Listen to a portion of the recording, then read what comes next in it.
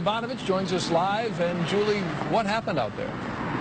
Well, Dave and Glenda, they just finished boarding up the window pane and part of the wall here. This is a very busy Arby's. It sits right here in Woodward in Royal Oak near 13 Mile Road. So as you can imagine, there were quite a few people inside at the time.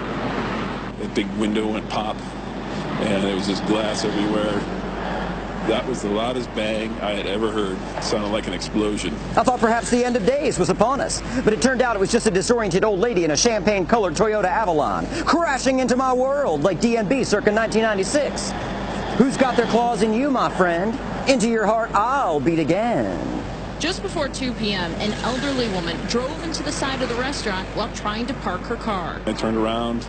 A little old lady had stepped on the gas instead of the brake and ran into the restaurant. She hit 3 people who were sitting down and eating inside. They were thrown 8 to 10 feet. I saw their bodies tossed skyward, like ragdolls thrown into the air by the late, great Andre the Giant.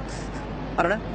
They appeared to be weightless, hitting zero-G like the fearless crew of a forgotten Apollo mission, whose only objective was to obtain a beef and cheddar classic and return home to Kathleen Quinlan safe before sundown. I don't know. Part of me wishes I'd been hit by that car instead, so I could have gotten out of work early and gone far, far away from shift manager Masha's judging emerald eyes. No, I didn't wash my shirt in between shifts, Masha. So what if I smell like roast beef? This whole place smells like roast beef. The fire department transported all 3 to the hospital and tell us that the man and 2 women who are in their 30s and 40s appear to have non-life-threatening injuries.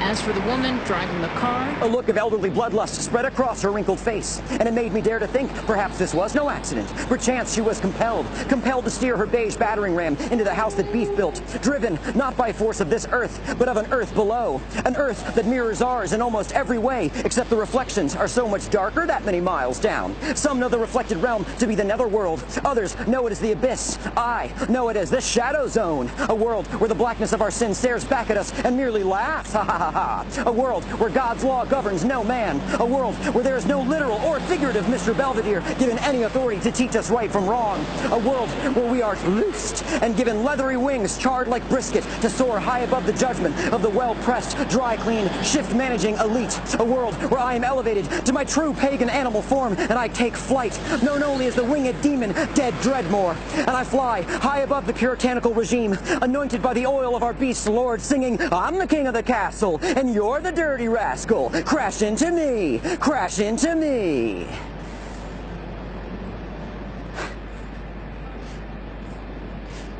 I don't know. Arby's is pretty cool.